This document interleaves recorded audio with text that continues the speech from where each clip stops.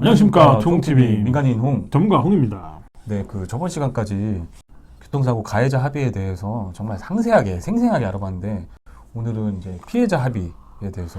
피해자 합의가 아니고 피해자 전체 A to Z. 피해자 A to Z. 지난 편까지가 가해자 부분이었다고 하면 이번 편은 이제 피해자 부분입니다. 이건 뭐 자동차 보험, 뭐 운전자 보험 따질 필요도 없어요. 피해자니까. 내가 돈 주는 게 아니고 돈 받는 거니까. 근데 이제 왜 한편으로 하냐? 사실 피해자는 막 뭘 많이 할 내용이 있는 게 없어요.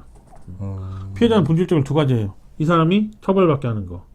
그렇지. 그러면서 내가 형사 합의금을 받는 거. 이거는 일종의 위로금 영역이죠. 두 번째, 민사상 손해배상 받는 거. 이건 자동차 보험에서 받잖아요. 이게 크게 나에 발생한 이제 뭐 손해나 괴로움이나 고통이나 이건 이제 개인적으로 감내할 일이고, 교통사고 피해자에서 특별히 어떤 그 교통사고에 관한 일을 하는 부분은 아니잖아요. 자, 먼저 형사 부분을 보면 첫 번째, 내가 합의를 하고 용서를 해줄 것이냐, 아니면 나는 처벌을 원할 것이냐, 요거에 따라 달라져요. 내가 강하게 처벌을 원하면 합의나 이런 거 신경 쓰실 필요 없고 법원에 탄원서 내고 구속시켜달라고 하고 언론에 제보하고 청와대 신문고에도 올리시고 그런 식의 액션들을 취하시겠죠. 그렇죠? 이 사람 최대한 처벌받아야 되니까 그런 행위들이 있을 뿐이지 여기에 딱히 어떤 노하우라는 게 있는 건 아니잖아요. 자, 그리고 만약에 형사 합의를 하고자 하신다 그러면 너무 무리하고 지나친 금액을 요구하시는 것보다 시중에 대부분이 합의하시는 금액에 적정하게 합의하는 것이 좋다. 왜냐면 요즘은 지나치게 큰 금액을 요구하면서 합의가 결렬되는 경우에 공탁하면 양형에 반영해주기 때문에 결국 공탁돼 버리는 상황이 생길 수 있고, 두 번째, 상대방이 채권 양도 통지를 보험사에 안 해주면 내가 나중에 보험사에서 지급받는 금액에서 이게 깎여버릴 수 있어요. 어떤 경우에는. 그렇기 때문에 그런 위험을 감수하느니 적정선에서 서로 간에 합의를 하는 게 원만하고 좋다. 그리고 합의를 해서 종결을 지어야 나도 비교적 마음이 편하다. 그래서 형사 파트는 그렇게 두 가지밖에 없어요. 자, 그리고 이제 민사상 손해배상 파트, 오히려 피해자 입장에선 이게 훨씬 더 중요합니다. 그렇죠? 민사상 손해입은 부분이 크지 형사상 위로받는 금액이 크진 않거든요. 내가 이제 이 일 때문에 이 교통사고로 인해서 평생 반신불구로 지내야 된다. 그럼 뭐 손해배상금이 몇 억이 될지 몇십억이 될지 누가 얼만큼 이 교통사고에 과실이 있는지가 너무 중요해지죠. 자, 근데 이렇게 진지하고 중요한 사건은 누가 하게 되죠? 피해자 본인이 직접 하나요? 아니죠. 아니죠. 전문적인 변호사를 선임해서 진행해야 됩니다. 그래서 피해자는 그 경우에 또 크게 할 일이 없어요. 상대적으로. 변호사가 피해자를 통해서 증거 수집하고 소송에서 다투고요. 또 이 사람의 다친 정도나 장애 정도에 대해서는 180일 적어도 경과한 후에 이제 고착된 후유 장애 상태를 봐서 누가 결정하느냐? 감정을 하는 의사가 정도를 정해요. 의사에 의해서 결정되는 부분이기 때문에 그 감정 결과를 재판부도 거의 그대로 신뢰를 하고요. 전문가가 감정을 하니까. 그렇죠. 그래서 피해자가 나는 노동 상실률이 90%처럼 느껴진다고 해도 소용이 없는 거예요. 의사가 감정하니까. 소송에서 진행되니까. 그러면 피해자로서 큰 뭐 장애가 있다고 하면은 이제 민사 쪽을 훨씬 더 신경 써야 되는 부분이 있구나. 그 이제 민사상 대부분 민사상 손해배상금이 형사상 그 위로금보다 더 크고요.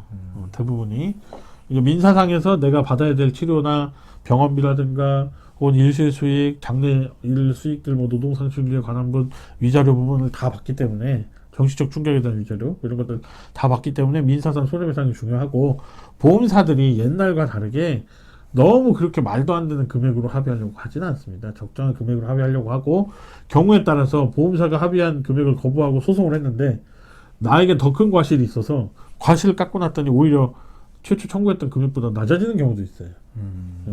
저는 실제로 그런 그 사건을 봤어요. 사망을 해서 약 4억 원 정도를 요구를 했는데 실제 소송에선 1억 원밖에 인정이 안 됐습니다. 아이고야. 피해자 측 큰 과실이 인정이 돼서. 그래서 이제 그런 것도 갈지 안 갈지를 전문가의 상담을 통해서 결정해야 되고, 거기서 피해자가 막 대단히 활약을 끼치면서 사건의 내용을 크게 변화시킬 만한 내용은 없다, 사실은. 교통사고라는 건 발생과 즉시 어떤 경우에 어떻게 사고가 발생했는지가 굉장히 명확하다. 많은 정보가 주어지기 때문에 서로 간의 다툼의 여지가 그렇게 크진 않아요. 이제 왜 어떤 진짜 전문가 입장에서 사건을 처리한 입장에서. 예. 그러니까 예를 들어 제가 이제 뭐 예를 들어 후유장애가 많이 남은 민사사건을 수임을 했다. 속과는 굉장히 클 수 있죠. 하지만 처음에는 감정 결과를 봐야 얼마나 손해배상을 청구할지 알 수 있기 때문에 처음에는 이게 이제 합의부 갈 만한 사건에 대해서 한 2억 원만 딱 청구를 해요. 2억 100원, 2억 100만 원. 그리고 이제 감정을 하고 감정 결과에 따라서 금액을 늘리죠. 의사 선생님이었던 감정 결과를 감정에 대한 결과를 보고 신체 감정이 이제 그게 상당히 시간이 오래 걸려요. 철저하게 심한 사건 중에 하나는 저는 2017년 사건인데 2016년도 사건인데 아직도 하고 있는 게 있어. 아직도.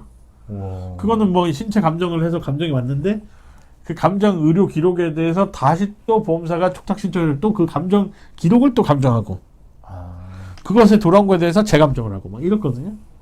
그러니까 이제 몇 년이 지난 거예요. 그 사이에 가해자가 군대를 갔다가 제대를 했어요.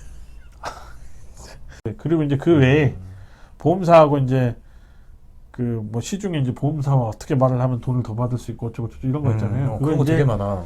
그런 거 좀 뭐 참고하셔도 돼요. 나에게 이런 손해 저런 손해가 있다는 손해 항목들 여러 가지 어필하는 거니까 그런 것 중에 이제 보험사가 받아들여질 만한 손해는 또 인정해서 돈이 또 더 나올 수도 있는 거니까.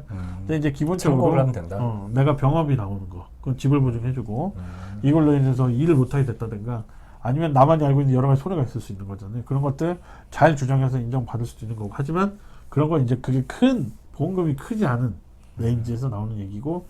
보험금이 크면 이제 소송에 가서 좀 해결하게 되기 때문에 이제 피해자 영역이 생각보다 지금 드릴 말씀이 그렇게 많지는 않다는 것이다. 무슨 의도인지 알겠다 이제. 그렇게 뭐 획기적으로 보험금 1,000만 원 받을 걸 이게 5,000만 정말 원 현실적인 얘기인 거구나. 네. 진짜 현실적인 얘기. 예, 그렇습니다. 알겠습니다. 그래서 여기까지 해서 네네네. 교통사고 A to Z 다 한 겁니까? 네. 제가 봐도 이제 이것만 다한 것 보면 같아요. 이것만 보면 뭐 안전운전 하시고 예. 운전자 보험 꼭 가입하십시오. 자, 컨텐츠가 마음에 드셨다면 좋아요, 구독 부탁드리겠습니다. 총TV 끝!